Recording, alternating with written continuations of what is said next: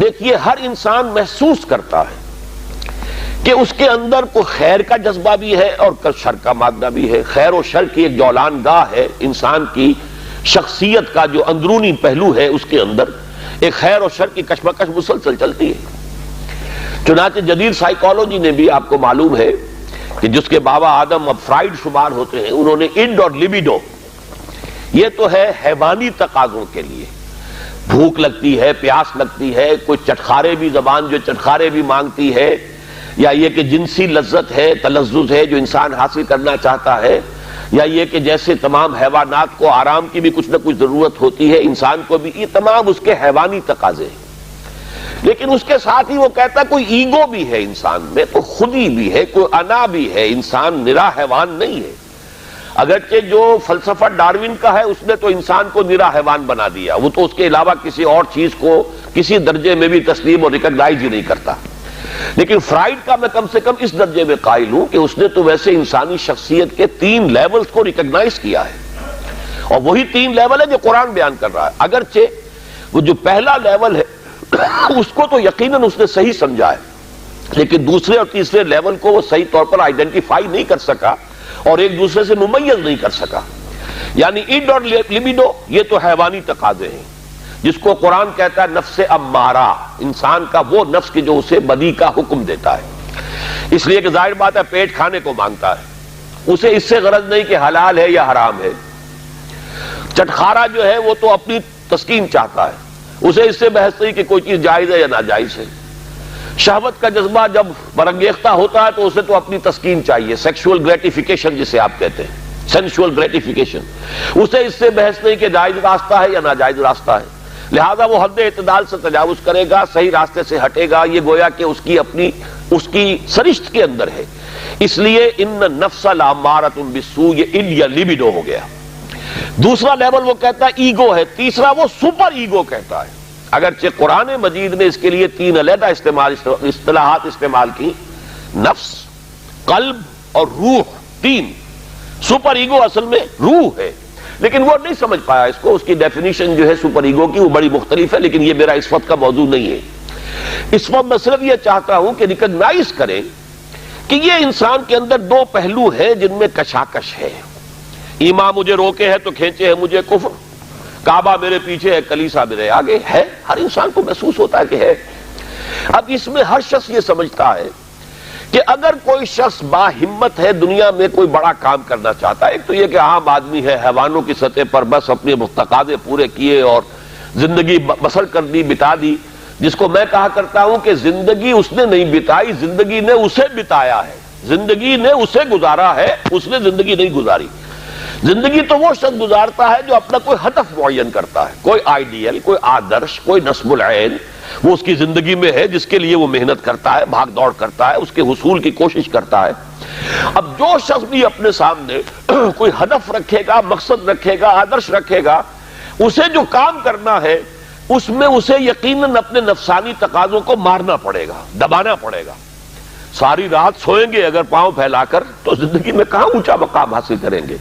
آپ انگریزی میں بھی محاورہ جانتے ہیں، burning mid night oil, mid night lamp, ساری رات آدھی رات جاگ کر کام کرتے ہیں. تبھی تو یہ کہ جو حضرت علی نے بھی کہا ہے کہ یغوث البحر من طلب العالی ومن طلب العلا سہر اللیالی. جو شخص چاہتا ہے کہ میں موتی سمندر کی تہہ میں سے نکال کر لاؤں تو اسے ظاہر بات ہے کہ اسے سمندر میں غوطہ لگانا پڑے گا. اسی طریقے سے جو زندگی میں اونچا مقام چاہتا ہے اسے راتوں کو جاگنا پڑے گا. ومن طلب العلا سہر اللیالی ومن طلب العلا من غیر قد اضاع العمر فی طلب المحال. بغیر محنت اور کوشش کے اگر کوئی شخص چاہتا ہے کہ کوئی اونچا مقام حاصل ہو جائے تو وشفل تھنکنگ میں وہ اپنی زندگی ضائع کر بیٹھتا ہے، کوئی اونچا مقام حاصل نہیں کر سکتا. گویا کہ کوئی بھی صاحب ہمت آدمی دنیا میں کوئی کام نہیں کر سکتا جب تک کہ اپنے حیوانی تقاضوں کو ذرا دبائے نہ، قابو میں نہ رکھے، اپنے کنٹرول میں نہ رکھے. اس کے لیے لفظ ہے سیلف کنٹرول، ضبط نفس. یعنی ہمارے اندر جو ہماری خودی ہے، مانوی شخصیت ہے، میں اس وقت ایگو اور سپر ایگو ان دونوں کو جمع کر کے لفظ استعمال کر رہا ہوں. انا، یہ جو ہماری انا ہے، یہ میں جو ہے یقیناً میرے اس حیوانی وجود سے علیحدہ شے ہے. جب میں کہتا ہوں میرا جسم، تو وہ میں کون ہے جس کا کہ یہ جسم ہے؟ وہ میں کوئی علیحدہ شے ہے نا اس سے. میری آنکھ، میرے کان، میرا سر، میرے پاؤں، میرا ہاتھ، میری ٹانگیں، یہ سب کچھ تو میرا جسم، میرا وجود. میں کون ہے؟ وہ انا ہے، وہ خودی ہے، وہ ایگو ہے، وہ سیلف ہے. تو یہ جو خودی ہے، یہ جو سیلف ہے، یہ جو انا ہے، یہ جو ایگو ہے، یہ اگر اتنا قوی نہیں ہے کہ وہ اپنے حیوانی تقاضوں کو کنٹرول میں رکھ سکے تو پھر زندگی میں کوئی بڑا کام وہ نہیں کر سکتا. پھر زندگی اسے گزار جائے گی، وہ زندگی بسر نہیں کرے گا. تو گویا کہ ضبط نفس ہر صاحب ہمت اور کسی بھی صاحب مقصد انسان کے لیے لازم ہے کہ وہ اپنے نفس کو کنٹرول کرے. اب ظاہر ہے اس کے لیے یہی کرنا پڑے گا تاکہ ہم اپنے آپ کو خوگر بنائیں، بھوک کا، پیاس کا، سختیوں کا، رات کو جاگنے کا، مشقتیں جھیلنے کا خوگر بنائیں.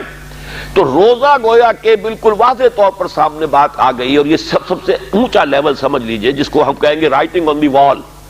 جیسے پانی زمین پر ہمیں بہتا ہوا دریا کا نظر آ رہا ہے، سرفیس واٹر، یہ گویا کہ اس کے مطابق سیلف کنٹرول، ضبط نفس کی ایک مشق ہے روزہ.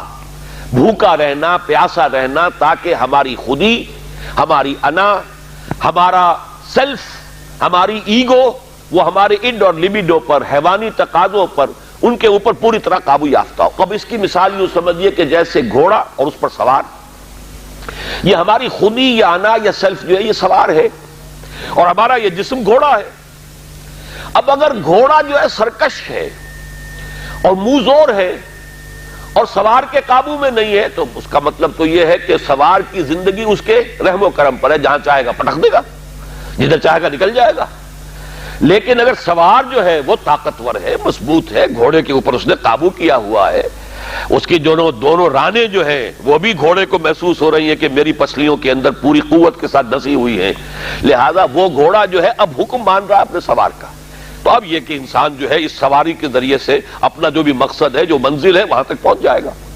تو ہماری انا یا خودی یا سیلف، یہ ایگو، یہ ہمارا وہ سوار ہے جو ہمارے اس حیوانی وجود کے گھوڑے پر، مرکب پر سوار ہے. اگر تو یہ خودی مضبوط ہے، توانا ہے، طاقتور ہے، کنٹرول میں ہے، تو یہ جو جسم ہے، یہ حیوان جو ہے، یہ گویا کہ اب اس کے تابع ہو گیا اور وہ اپنے مقصدی زندگی کے حصول کے لیے اس کو استعمال کرے گا. اور اگر یہ کمزور ہے اس کی انا یا خودی، تو پھر تو وہ زندگی جو ہے اور اس کے حیوانی تقاضے اسے جس طرح چاہیں گے استعمال کر دیں گے. تو پہلی بات ہوئی کہ یہ ضبط نفس ہے. اور ایک بات یہاں پر تھوڑی سی اور واضح کر دوں، اسلام نے سیلف انیہیلیشن کی اجازت نہیں دی ہے، سیلف کنٹرول کی اجازت دی ہے. یہ جو راہبانہ تصورات رہے ہیں دنیا کے مذاہب کی جو تاریخ ہے، اس میں تو سیلف انیہیلیشن، اس نفس کو کچل دو، کچل دو، کچل دو. جیسی جیسی تپسیائیں ہندو یوگی کرتے رہے ہیں، یا جیسی جیسی ریاضتیں رہبان جو ہوتے تھے حضرت عیسیٰ علیہ السلام کے ماننے والے عیسائی راہب، اگر آپ ہسٹری آف کرسچین موناسٹسزم پڑھیں گے تو واقعی رومتے کھڑے ہو جاتے ہیں کہ کتنی تپسیائیں اور کتنی ریاضتیں سخت وہ لوگ کرتے تھے. لیکن یہ اسلام میں نہیں ہے. لا رہبانیت فی الاسلام. اسلام نے تو کہا یہ تمہارا وجود تمہارا گھوڑا، اسے استعمال کرو، بس تمہارا کنٹرول اس پر ہونا چاہیے، تم اس کے تابع نہ ہو جاؤ، یہ تمہارے تابع رہے. یہاں تک کہ حضور نے حضرت عبداللہ ابن عمرو بن العاص رضی اللہ تعالی عنہما، ان کی ایک حدیث بھی ہمیں آج پڑھنی ہے. حضرت عمرو بن العاص جو ہیں وہ تو بڑے سیاستدان اور جرنیل، وہ تو اور طرح کے انسان تھے مزاجی اعتبار سے، اور یہ جو ان کے بیٹے ہیں عبداللہ ابن عمرو بن العاص، یہ انتہائی زاہد و عابد، انتہائی زاہد، ہر روز روزہ اور پوری رات کھڑے ہیں، نوافل پڑھ رہے ہیں. تو حضور کو جب معلوم ہوا، بلایا، یا عبداللہ اولم اخبر انک تصوم الدہر و تقوم اللیل. اے عبداللہ، مجھے تو یہ خبر دی گئی ہے کہ تم ساری رات کھڑے رہتے ہو، نماز پڑھتے ہو، نہ تمہارا سروکار اپنے گھر والوں سے ہے، نہ بیوی سے کوئی تعلق ہے، نہ کسی اور سے ہے، اور پورا ہر روز روزہ رکھتے ہو. انہوں نے عرض کیا، بلا یا رسول اللہ، حضور ایسا تو ہے، کیسے انکار کرتے؟ فرمایا لا تفعل، ہرگز مت ایسا کرو. فَإِنَّ لِنَفْسِكَ عَلَيْكَ حَقًّا. ذرا یہ حدیث کے ان الفاظ کو نوٹ، تمہارے نفس کا بھی تم پر حق ہے. اس نفس کو کچلنا نہیں ہے، اس کو کل نہیں کرنا ہے، سیلف انیہیلیشن نہیں ہے، اس کا بھی حق ہے.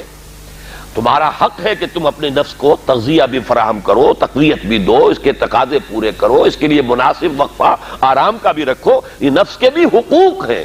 وَإِنَّ لِنَفْسِكَ عَلَيْكَ حَقًّا وَإِنَّ لِزَوْجِكَ عَلَيْكَ حَقًّا وَإِنَّ لِزَوْرِكَ عَلَيْكَ حَقًّا، تمہارے نفس کا بھی تم پر حق ہے، تمہاری بیوی کا تم پر حق ہے، تمہارے جو بھی آنے والے ملنے والے ہیں، وزٹرز ہیں، زیارت کرنے والے، ان کا بھی تم پر حق ہے، تو سب کا حق ادا کرنا ہے۔ تو اس نفس کا بھی حق تو ادا کرنا ہے، لیکن اسے کنٹرول میں رکھنا ہے۔ تو پہلی بات تو یہ سمجھ میں آئی کہ صوم ایز سچ، ابھی رمضان کا ہم نے کوئی تذکرہ نہیں کیا، یہ صوم جو ہے کھانا پینا کچھ عرصے کے لیے روکنا، کچھ اور اپنی خواہشات پر قدغن لگانا، یہ گویا کہ ایک ایکسرسائز کے طور پر سامنے آئی سیلف کنٹرول کے لیے۔ لیکن اس سے اگلا مرحلہ آتا ہے، اگر یہ ایکسرسائز میں نے خود معین کی ہوتی تو اس کا مسئلہ کچھ اور ہوتا، لیکن چونکہ یہ ایکسرسائز جس کا نام صوم ہے یہ اللہ نے فرض کی ہے، گویا کہ اگر میں کچھ نہیں کھا رہا ہوں تو اس لیے نہیں کھا رہا کہ اللہ کو اس کا کھانا اس وقت پسند نہیں ہے، میں اگر نہیں پی رہا ہوں تو اس لیے نہیں پی رہا کہ اللہ کی طرف سے اجازت نہیں ہے، میری منکوحہ بیوی موجود ہے لیکن میں اگر اس سے اس وقت ہم بستر نہیں ہو رہا تو اس لیے نہیں ہو رہا کہ میرے رب کا حکم نہیں ہے۔ گویا کہ اب یہاں کیا معاملہ ہوا کہ خودی کو مضبوط کرو لیکن پھر اسے خدا کے سامنے جھکا دو۔ یہ جب انسان کی خودی مضبوط ہو، پہلا مرحلہ تو یہ ہے، اگر آپ کی خودی مضبوط نہیں ہے اور ایاک نعبد و ایاک نستعین، اندر سے نفس کہہ رہا ہے کہتے رہو تم ایاک نعبد و ایاک نستعین، میں تو نہیں مانتا حکم، تم جھک بھی گئے ہو رکوع میں، تمہارا جسم تو جھکا ہے، تمہاری مانوی شخصیت تو اکڑی ہوئی کھڑی ہے، وہ جھکنے کو تیار ہی نہیں۔ وہ جو کہتے ہیں مولانا روم کہ نفس ما ہم کم طرف فرعون نیست لیکن اورا عون نیست، میرا نفس بھی فرعون سے کوئی کم تو نہیں ہے۔ فرعون نے کہا تھا الیس لی ملک مصر، کیا مصر کی بادشاہی میری نہیں ہے؟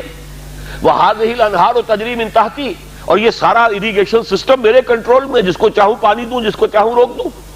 اسی طرح میرا جسم کہتا ہے، میرے اندر کا نفس کہتا ہے یہ میرا وجود ہے، اس میں میرا حکم چلے گا، میں نہیں جانتا کیا حلال کیا حرام، کون خدا کیا اس کے احکام۔